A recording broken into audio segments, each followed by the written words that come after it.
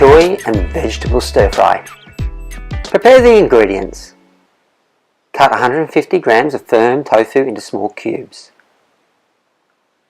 Top and tail a handful of snow peas. Break the head of one broccoli into small florets. Separate one pak choy and slice each leaf in half lengthways. Slice one celery stick on a diagonal. Slice one red capsicum into thin strips. Pour half a cup of ketchup manus into 1 cup of vegetable stock. Add 3 heaped tablespoons of cornflour and stir. Heat a wok over a high heat. Add the celery and capsicum. Add the broccoli and stir fry for a couple of minutes.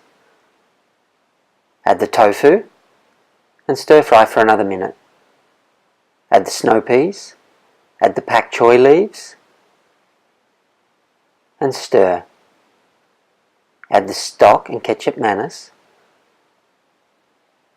and stir until liquid boils and thickens.